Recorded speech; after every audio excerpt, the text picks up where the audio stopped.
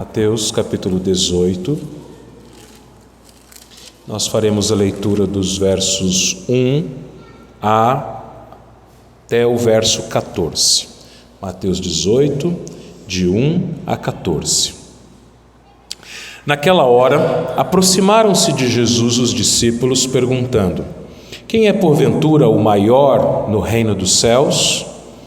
E Jesus, chamando uma criança, colocou-a no meio deles e disse: em verdade vos digo que se não vos converterdes e não vos tornardes como crianças, de modo algum entrareis no reino dos céus.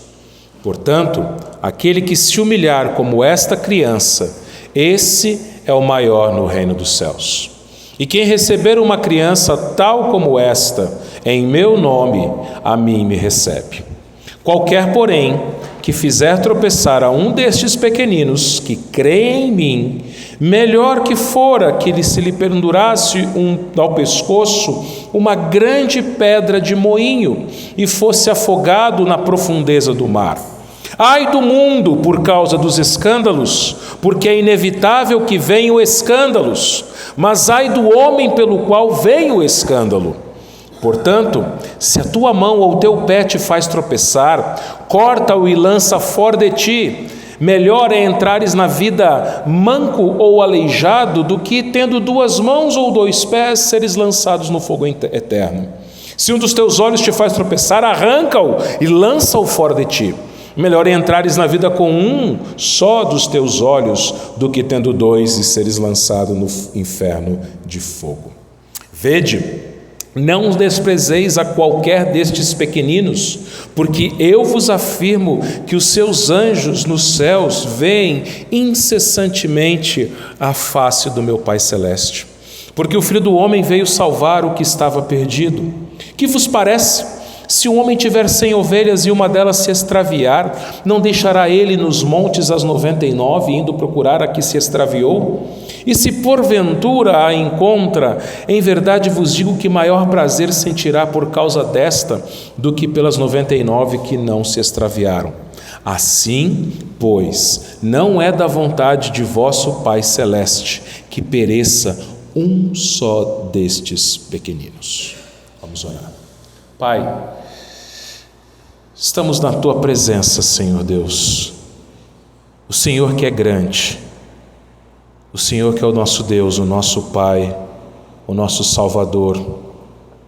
Precisamos, ó Deus, de Ti, precisamos do Teu ensino, precisamos do Teu alimento, da Tua palavra. Por isso, Pai, fala conosco nesse instante. Abre o nosso coração, Senhor Deus, para a Tua palavra, Senhor Deus. Que estejamos todos aqui, Senhor Deus, prontos para Te ouvir, ó Deus, e para, ó Deus, depois que saímos daqui, vivermos, praticarmos, obedecermos a tudo que nós ouvimos. É o que eu te peço em nome de Jesus. Amém. Quem teve o privilégio de nascer em um lar cristão, desde a sua infância, você deve ter ouvido muitas e várias histórias da Bíblia. Eu tive, graças a Deus, esse privilégio. Aos 3 anos de idade, minha mãe me alfabetizou usando a Bíblia. E desde então, depois que eu aprendi a ler, não parei de ler mais. E tanto meus pais, como na igreja, especialmente na escola dominical, eu e tantas outras crianças que crescem na igreja, ouvimos muitas histórias bíblicas a respeito de vários personagens. E as histórias bíblicas encantam as crianças. Por exemplo, falando de Adão, dando nome aos animais lá no Éden, Noé construindo a arca, Abraão, o amigo de Deus, José no Egito, Moisés abrindo o mar vermelho, Davi vencendo o gigante, Jesus e os apóstolos. Muitas são as histórias que as crianças em todas as igrejas devem ouvir, histórias bíblicas. Mas você já parou para pensar que pouco se fala às crianças a respeito do apóstolo Paulo? Pouca coisa se fala a respeito do apóstolo Paulo. E interessante que Paulo, meus irmãos, é alguém que poderíamos e deveríamos sim falar a respeito dele para as crianças. Paulo, cujo primeiro nome era Saulo, você sabe, ele era antes da sua conversão, ele era um homem violento, era um homem que perseguia a igreja de Cristo, que arrastava as pessoas de suas casas, consentiu com a morte do diácono Estevão, mas no caminho de Damasco, ele teve um encontro com Jesus, ele foi convertido por Jesus, e algum tempo depois ele passou a ser conhecido pelo seu nome grego, Paulo, aliás. Saulo era o seu nome hebraico, ele era um hebreu, um judeu, mas ele tinha um nome grego, Paulo.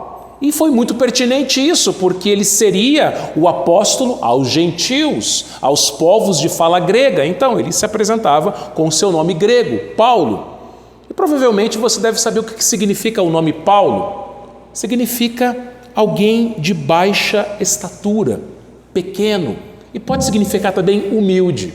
Bom, a gente não sabe ao certo se de fato Paulo era um homem baixinho, mas nós sabemos pelas suas cartas que ele apresentava um caráter humilde.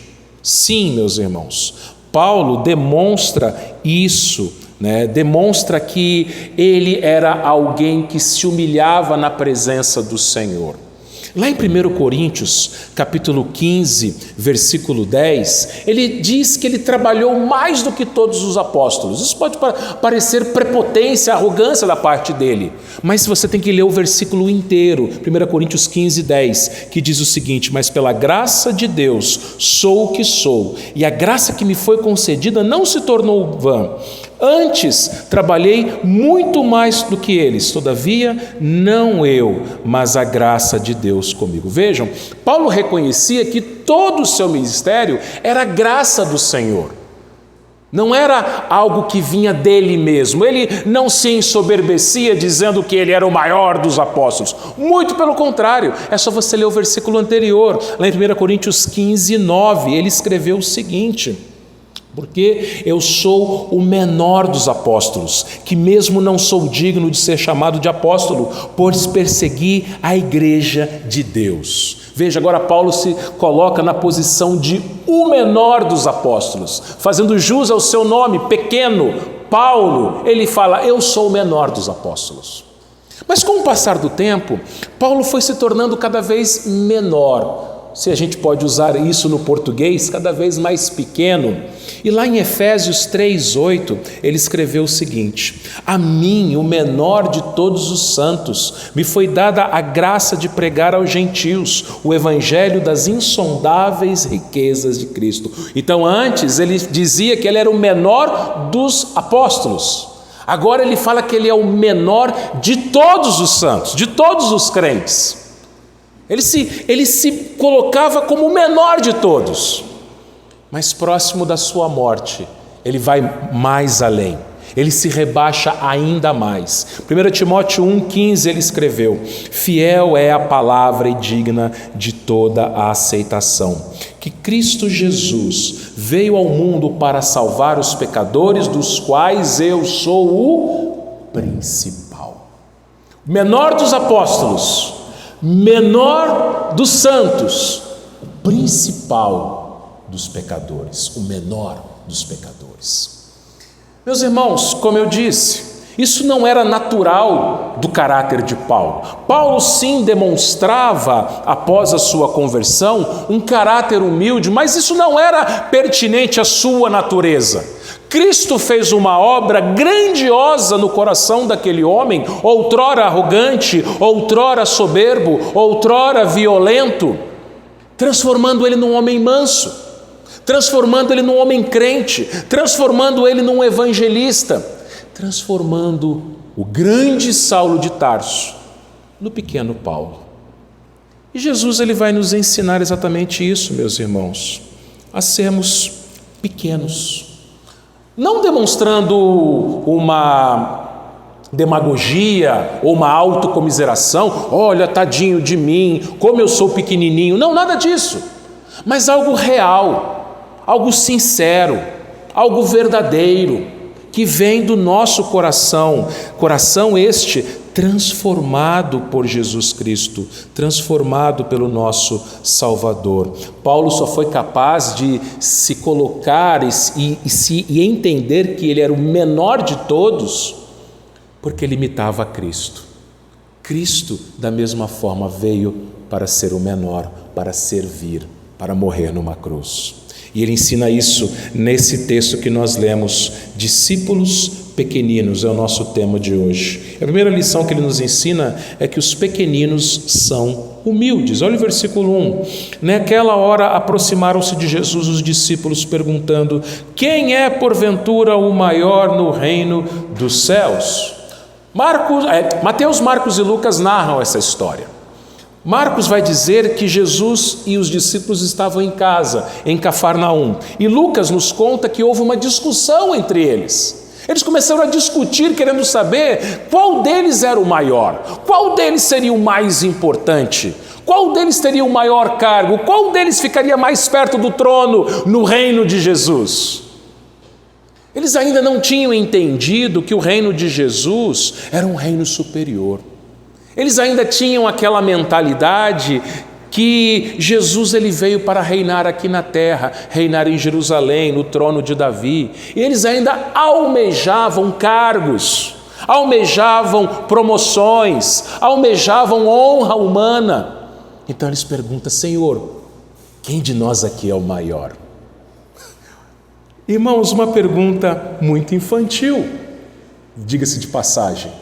Uma pergunta muito infantil. Crianças fazem isso muitas vezes, né? Quem que é o melhor? Quem que é o maior? Mas esses 12 homens barbados fizeram essa pergunta a Jesus. Talvez Pedro pudesse pensar: não, eu sou o maior, porque eu sou o porta-voz dos apóstolos, eu que falo em nome dos apóstolos. Nós vimos isso no domingo passado, né? Ele se colocou falando em nome dos apóstolos. Talvez João pudesse pensar: não, eu sou o maior, afinal de contas, eu sou o discípulo a quem Jesus amou. Talvez André pudesse pensar: não, eu sou o maior, afinal de contas, eu fui o primeiro discípulo que foi chamado por Jesus. Até Judas Iscariotes poderia pensar: não, eu sou o maior, afinal de contas o dinheiro fica comigo, então eu sou o maior. Mas Jesus responde àqueles discípulos fazendo algo inusitado. Versículos 2 a 4. Jesus, chamando uma criança, colocou-a no meio deles e disse: em verdade vos digo que se não vos converterdes e não vos tornardes como crianças, de modo algum entrareis no reino dos céus. Portanto, aquele que se humilhar como essa criança, esse é o maior no reino dos céus. Que paradoxo! Primeiro, porque Jesus disse que eles tinham que se converter. Não que eles não fossem já convertidos, mas conversão aqui significa uma conversão. Você que é motorista, você sabe o que é conversão, né? Conversão é um retorno de 180 graus. Você ia numa direção, aí você retorna e vai na direção contrária. Jesus está ensinando aqui para os discípulos o seguinte: que eles tinham que parar de ir na direção de querer pensar quem é o maior. E deveriam ser menores, deveriam ser como crianças, deveriam parar de serem soberbos, orgulhosos e quererem ser humildes, humilhando-se como crianças. É lógico, meus irmãos, que Jesus não está ensinando aqui que as crianças são puras, que as crianças são inocentes, que as crianças não têm pecado, nada disso. Davi escreveu no Salmo 51 que ele foi concebido pela sua mãe em pecado. Ou seja, meus irmãos, todos nós, desde a nossa concepção, carregamos a maldição do pecado de Adão. Somos filhos de Adão. Então, nós somos gerados em pecado. Quando nascemos pecadores. Crianças são crianças pecadoras. Você que é pai, você que é mãe, você que é avô, avó, tio, você sabe disso. Você sabe que criança peca. Então, mas Jesus não está ensinando que as crianças, que elas são santinhas, que elas são puras, nada disso. Mas Jesus está mostrando a condição humilhante de uma criança. Como assim, pastor, uma condição humilhante? Quando a gente era criança, Uma coisa que, pelo menos eu, mas acho que muitos de vocês, ou talvez todos, queria, era ser adulto. Não vejo a hora de ser adulto para poder fazer coisa de adulto. Não vejo a hora de ser adulto para poder dirigir um carro. Não vejo a hora de ser adulto para poder trabalhar. Aí quando a gente fica adulto, a gente tem saudade de quando a gente era criança. Mas veja, por que muitas crianças pensam isso? Porque é uma condição humilhante ser criança. Por quê? Porque toda criança é dependente. Toda criança depende dos seus pais, depende de adultos. E quanto menor a criança, mais dependente ela é. Uma criança bem pequena, uma criança de 1, 2 anos de idade, ela não sabe se vestir, por exemplo, ela não sabe tomar banho sozinha, por exemplo, ela não sabe nem comer sozinha direito, ela precisa dos seus pais para tudo, para tudo. E é exatamente isso que Jesus estava ensinando para os seus discípulos, a serem dependentes de Deus, a se humilharem na presença do Pai, a serem como crianças humildes, não soberbos, arrogantes, autossuficientes, pensando que eram grandes, porque o único grande é Deus. O salmista Davi, ele escreveu o seguinte no Salmo 131, versículos 1 e 2: Senhor, não é soberbo o meu coração, nem altivo o meu olhar, não ando à procura de grandes coisas, nem de coisas maravilhosas demais para mim. Pelo contrário, fiz calar e sossegar a minha alma, como criança desmamada se aquieta nos braços de sua mãe, como essa criança é a minha alma para comigo. Davi, ele teve o mesmo entendimento que Paulo, ou melhor, Paulo, que viveu muito tempo depois, é que teve o mesmo entendimento de Davi. Davi, ele fala assim: eu sou como uma criança, eu não me preocupo com grandes coisas. Por que a gente é ansioso? Porque a gente não age como criança. A criança, ela não vai para a cama preocupada: será que amanhã vai ter almoço? Será que amanhã eu vou ter roupa limpa? Será que amanhã eu vou ter a minha cama? Você vê, a criança não fica ansiosa. A criança deita e dorme. Aliás, muitas vezes a criança nem precisa esperar chegar na cama. Ela dorme no colo dos seus pais, como o Murilo estava dormindo aqui no domingo passado. A criança não se preocupa, ela deita e dorme. E Jesus, ele ensina a gente a ter exatamente esta atitude, esta postura, este comportamento de dependência, de confiança, de humildade que Jesus nos ensina, meus irmãos. Meus irmãos, na Igreja de Cristo não tem lugar para orgulhosos. Na Igreja de Cristo só existe um que é grande, Ele mesmo. Nós cantamos isso, nós lemos isso no Salmo 48. Somente Deus é grande. Todos os seus filhos, todos eles são pequenos, são pequenininhos, como o apóstolo João escreveu na sua primeira carta, são os filhinhos. E, irmãos, vejam, o nosso modelo, o nosso exemplo é o próprio Jesus. Como eu acabei de dizer, ele é grande, mas olha a atitude de Jesus. Sendo grande, ele se tornou pequeno. Ele levantou-se do seu trono para nascer do ventre de uma virgem, para deitar num berço de palha, para sujar seus pés na terra. Jesus Cristo, ele deixou a presença de Deus para andar na presença de homens pecadores e morreu da forma mais humilhante que poderia morrer, numa cruz, como um criminoso, como um bandido.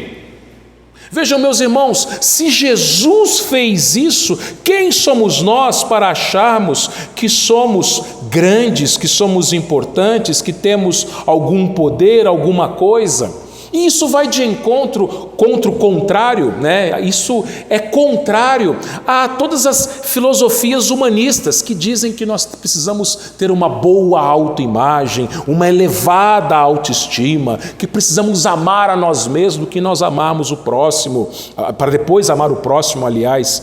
Vejam, mas a Bíblia ensina justamente o contrário. A Bíblia ensina que nós já nos amamos. E nós devemos amar a Deus acima de todas as coisas e ao próximo como nós mesmos já nos amamos. Jesus Cristo, meus irmãos, ou melhor, Deus, diz o apóstolo João. Ele é amor, e amor, através da pessoa de Cristo, implica em quê? Em sacrifício. Amor é sacrifício. Amor é você se colocar abaixo do outro, é você servir ao outro, não você ser superior ao outro, é você ser um pequenino, como uma criança. Jesus Cristo nos ensinou, e antes da sua cruz, Ele ensinou isso quando Ele lavou os pés dos seus discípulos. Lá em João capítulo 13, versículos 13 a 17, Ele diz assim, o texto diz assim, João 13, 13 a 17: Vós me chamais o Mestre e o Senhor, e dizeis bem, porque eu sou. Ora, se eu, sendo o Senhor e o Mestre, vos lavei os pés, também vós deveis lavar os pés uns dos outros, porque eu vos dei o exemplo, para que, como eu vos fiz, façais vós também.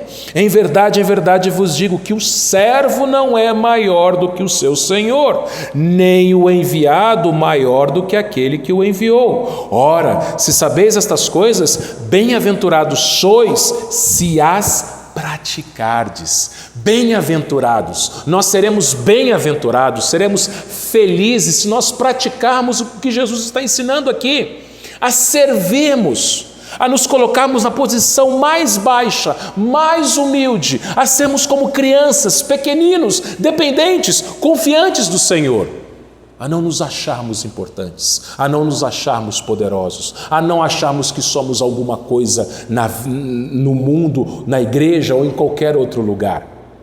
Porque se nós agirmos assim, Jesus nos fala, nós seremos bem-aventurados. Mas se nós formos humildes como pequeninos, Jesus, em segundo lugar, vai nos ensinar que a consequência disso é que nós seremos tentados. Olha os versículos 5 e 6. Quem receber uma criança tal como esta em meu nome, a mim me recebe. Qualquer, porém, que fizer tropeçar a um destes pequeninos, que creem em mim, melhor lhe fora que se lhe pendurasse ao pescoço uma grande pedra de moinho e fosse afogado na profundeza do mar.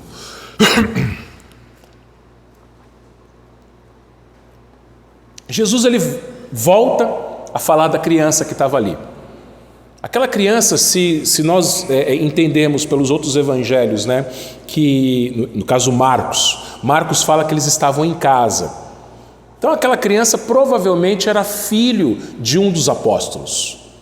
Era uma criança que estava ali, conhecida deles. E aí Jesus, ele mostra que, por um lado, a criança é uma criatura que se humilha, porque ela é dependente dos seus pais, mas por outro lado, uma criança e alguém que se comporta como uma criança, pelo ensino de Jesus, não ser alguém que não é maduro. Jesus não está falando de imaturidade aqui, mas de humildade, que fique bem claro. Alguém que se comporta como uma criança, ela é recebida como se fosse o próprio Cristo. O versículo 5 justamente nos mostra isso, né? Tratar bem uma criança é tratar bem o próprio Cristo. As crianças naquela cultura, elas eram menosprezadas. As crianças naquela cultura, elas eram esquecidas, eram crianças, ficavam para lá. Jesus não, por diversas vezes Jesus chama crianças para perto dele, coloca crianças no seu colo, fala com crianças. Então Jesus está nos ensinando o seguinte, meus irmãos, que nós devemos tratar bem as crianças, receber bem as crianças, cuidar bem das crianças. Se você tem criança na sua casa, a sua casa é o melhor lugar para ela estar. Em segundo lugar, a casa de Deus. Não existe lugar melhor para uma criança estar do que em casa, com seus pais, e na casa de Deus, com seus irmãos. Por isso que é um privilégio termos crianças na igreja. É uma honra, porque ao recebermos crianças na igreja, estamos recebendo o próprio Cristo. Tratarmos bem crianças na igreja, ensinarmos crianças na igreja, amarmos as crianças na igreja, é como se nós estivéssemos amando ao próprio Cristo. É o que ele ensina aqui. E não somente as crianças, mas os pequeninos. Ele está falando aqui, se dirigindo aos seus discípulos. Então a aplicação é para as crianças, mas é também para os seus discípulos.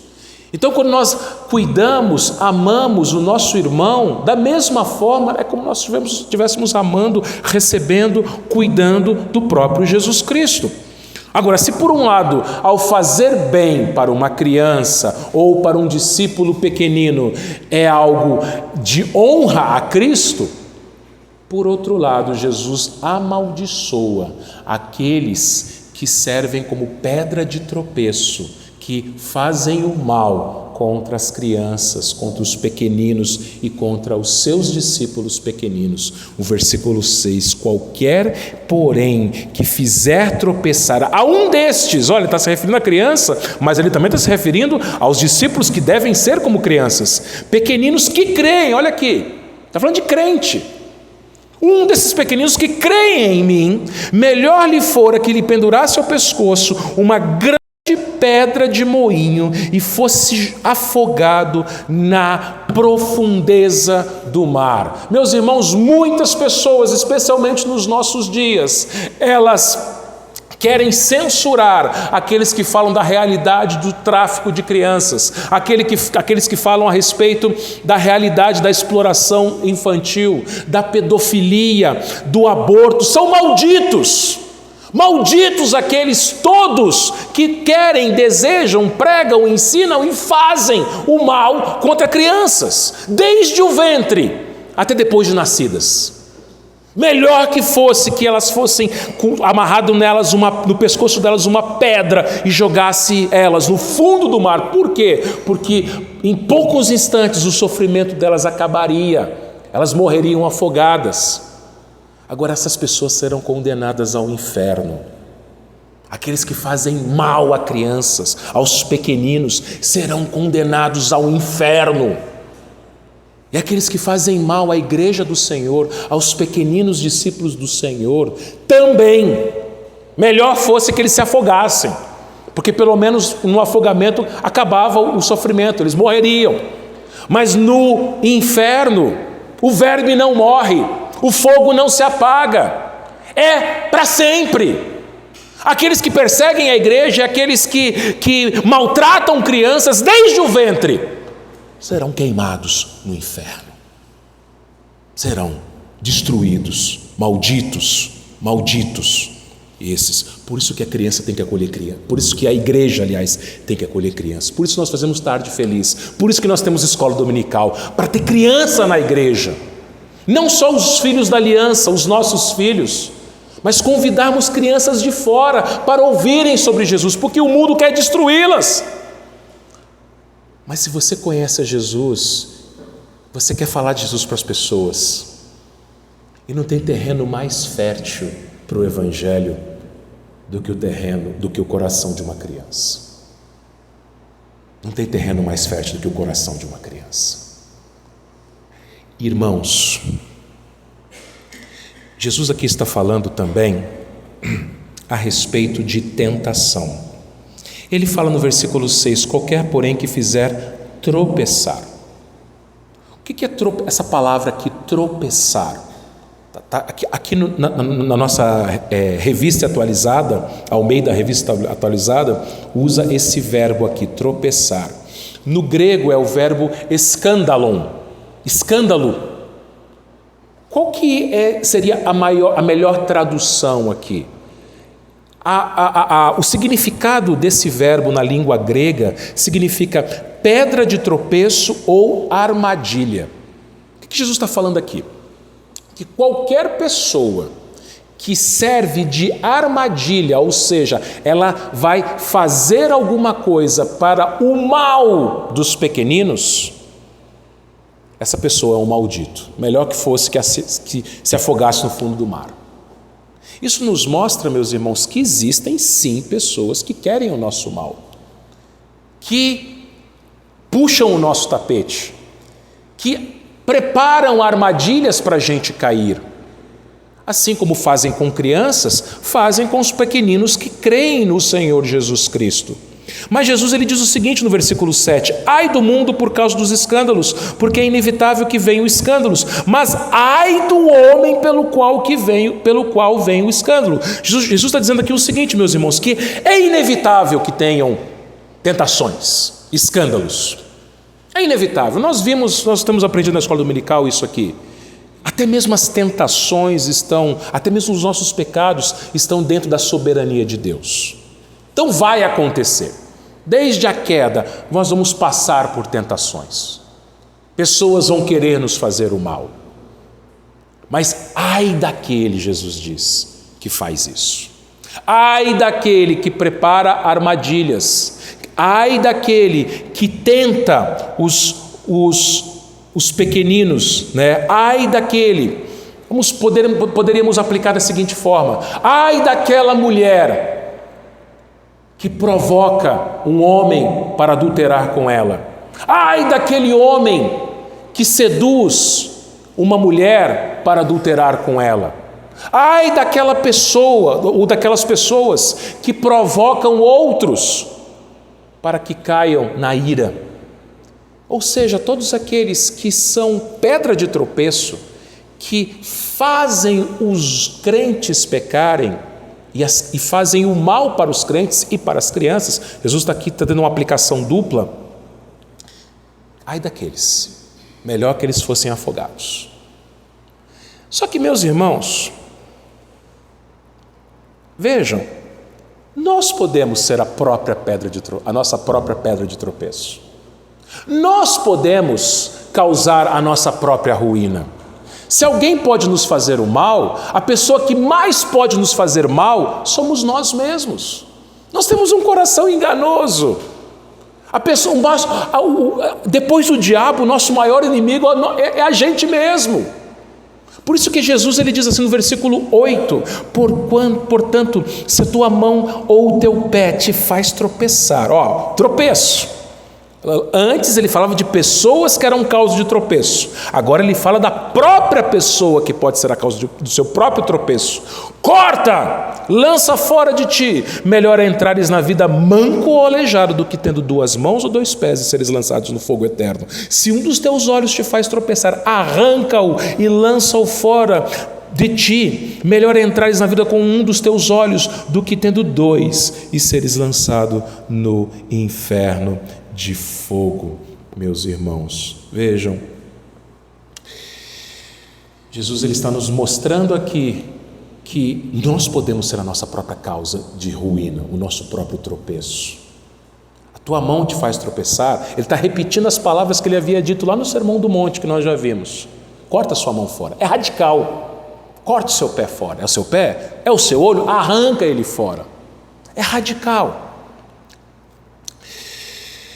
Certa vez um pastor, amigo, ele me contou que ele estava aconselhando uma pessoa e essa pessoa tinha um grave problema com o pecado da pornografia. Aí o que essa pessoa fez? Ela vendeu o celular, vendeu o notebook, vendeu a televisão. Pronto, resolveu o problema. Não vou mais ver pornografia. Será? Sim, é válido, ajuda, mas não resolveu o problema. Sabe por quê? Porque o problema dela, a raiz do problema, não era o celular, o notebook ou a televisão. A raiz é o coração. Mesmo sem essas telas, essa pessoa poderia nutrir na sua cabecinha, na sua mente, pensamentos impuros. Ela poderia alimentar a sua mente com imagens impuras. O problema é o nosso coração. Algumas atitudes podem até ajudar, mas não resolve na raiz do problema. E como é que a gente trata o nosso coração? A gente não trata, a gente pede para Deus tratar. É Ele quem sonda corações. Por isso, meus irmãos, nós precisamos orar como oramos no Pai Nosso. Senhor Deus, livra-nos da tentação. Não nos deixe cair em tentação. 1 Coríntios 10, 13 diz assim: não vos sobreveio tentação que não fosse humana, mas Deus é fiel e não permitirá que sejais tentados além das vossas forças. Pelo contrário, olha a promessa: juntamente com a tentação vos proverá livramento, de sorte que os possais suportar. E em Hebreus 2,18: pois naquilo que ele mesmo sofreu, tendo sido tentado, é poderoso para socorrer os que são tentados. Então, irmão, minha irmã, vão ter pessoas que vão te tentar, que vão querer te fazer o mal, mas você também pode fazer o mal contra si mesmo. Eu posso fazer o mal contra mim mesmo. Nós podemos ser pedra de... E somos, porque temos um coração enganoso dentro da gente. Temos o velho homem ainda vivo ali, que a gente precisa orar todo dia e falar: Senhor, mata o meu velho homem. Paulo disse: estou crucificado com Cristo, não sou mais eu quem vivo, mas é Cristo quem vive em mim. Você tem que pedir para Deus: Senhor, me mata o meu orgulho, bota nome no pecado. Senhor, eu sou uma pessoa orgulhosa. Senhor, eu sou uma pessoa que tem problema com um determinado pecado. Então fala que pecado que é, Senhor, a minha língua. Senhor, então não deixa eu falar aquilo que não deve, corta a minha língua, para que assim, meus irmãos, o pecado seja destruído nas nossas vidas. Mas, meus irmãos, se Jesus ensinou que nós devemos ser pequeninos, porque nós devemos ser humildes como crianças, humilhar-se como crianças. Jesus ensinou também que por causa disso nós passaremos por tentações, pessoas vão tentar fazer o mal contra nós, vão tentar nos derrubar, nós mesmos temos que tomar cuidado conosco mesmo. Por fim, Jesus ensina a terceira lição, que os pequeninos serão guardados. Versículo 10: vede, não desprezeis a qualquer destes pequeninos, porque eu vos afirmo que os seus anjos nos céus veem incessantemente a face do meu Pai Celeste. Nenhum crente deve ser desprezado, nem o mais humilde, nem o menor, nenhum deve ser desprezado. Nós falamos na escola dominical no domingo passado a respeito dos anjos. Você se lembra? Que Deus tem os seus anjos para nos guardar, para nos proteger. A Bíblia não ensina que temos um anjo da guarda pessoal. Não, como a Igreja Católica vai ensinar. Você não tem um anjo da guarda pessoal, mas você tem todo o exército celestial te guardando. É bem melhor do que ter só um anjo, né? Olha o que diz o Salmo 34, 7. O anjo do Senhor acampa ao redor dos que o temem e os livra. E veja Hebreus 1,14. O autor aos Hebreus está falando da superioridade de Cristo, e ele é superior aos anjos. E falando dos anjos, Hebreus 1,14 diz: não são todos eles, os anjos, espíritos ministradores enviados para serviço a favor dos que hão de herdar a salvação. Irmãos, nós somos guardados por espíritos ministradores que estão na presença de Deus, que Jesus diz aqui no versículo 10 de Mateus 18, que incessantemente nos céus veem a face do Pai. Eles estão diante do Pai, e o próprio Pai envia eles para nos guardar. Quando você sai de casa, você tem uma legião celeste ao seu redor, enviado pelo próprio Deus. Por todo lugar que você vai, os anjos te guardam. Quando você volta porque os anjos te guardaram. Seu filho está na escola, nós falamos de crianças aqui, eu falo de crianças. Seu filho está na escola, e escola hoje em dia não é mais um lugar tão seguro assim. Tantas coisas têm acontecido nas escolas, não somente ataques violentos, como aconteceram num passado recente, né? Ataques com armas, mas até mesmo ideologias erradas têm entrado nas escolas. Ideologias malignas têm entrado nas escolas, mas Deus guarda as nossas crianças através dos seus anjos. Por isso que Jesus fala, não desprezem, porque os anjos guardam os pequeninos. Eles guardam os filhos da aliança, os nossos filhos. Eles guardam cada crente, mesmo aquele menorzinho, mesmo aquele mais pobre, mesmo aquele que mora no lugar mais distante, mesmo aquela igreja menorzinha, os anjos do Senhor guardam a todos, queridos irmãos. E por que os anjos fazem isso? Porque Jesus salvou os pequeninos. Olha o versículo 11. Porque o Filho do Homem veio salvar o que estava perdido. 12. Aí ele vai contar a parábola da ovelha perdida. Que vos parece? Se um homem tiver 100 ovelhas e uma delas se extraviar, não deixará ele nos montes as 99, indo procurar a que se extraviou? E se porventura a encontra, em verdade vos digo que maior prazer sentirá por causa dessa do que pelas 99 que não se extraviaram. Assim, pois, não é da vontade de vosso Pai Celeste que pereça um só destes pequeninos. Meus irmãos, Jesus nos coloca no nosso devido lugar. Ele é grande. E ele, sendo grande, ele veio tornar-se um homem pequeno. Como o presbítero Márcio lembrou da nossa fala no domingo passado, olhando para Jesus, você não via nada de extraordinário.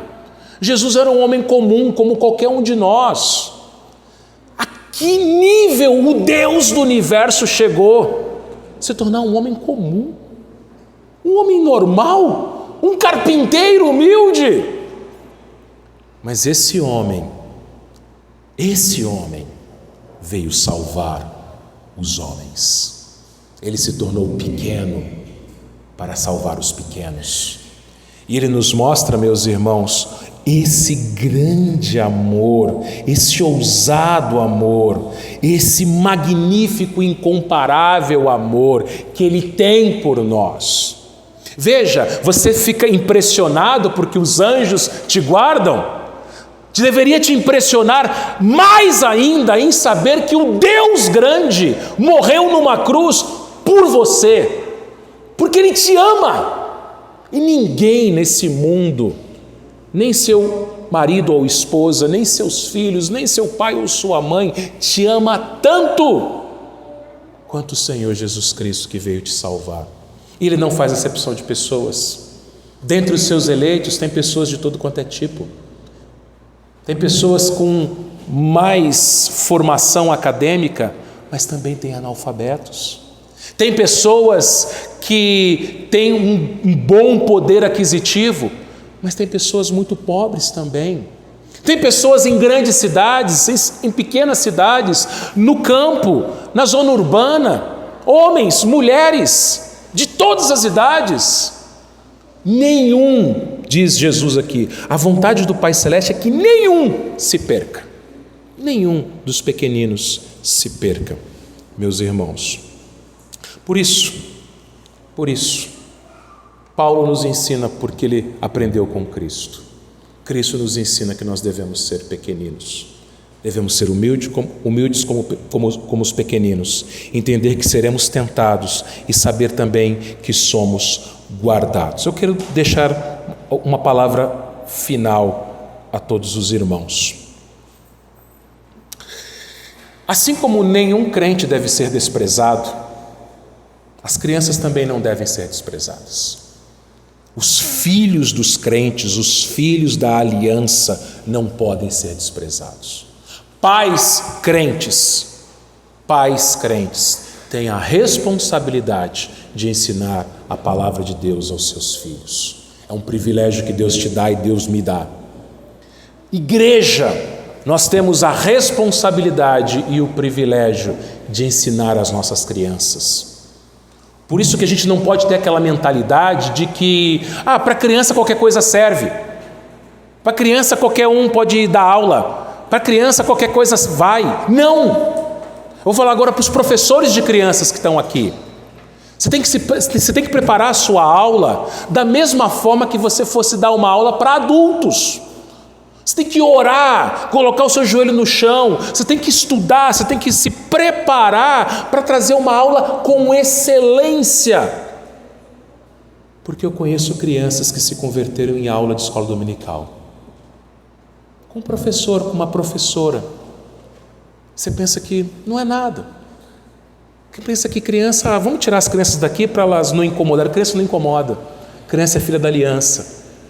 As crianças têm que estar junto com a igreja, as crianças têm que ouvir a palavra de Deus, na escola dominical, no tarde feliz, em todos os momentos, meus irmãos, nós devemos cuidar dos nossos pequeninos.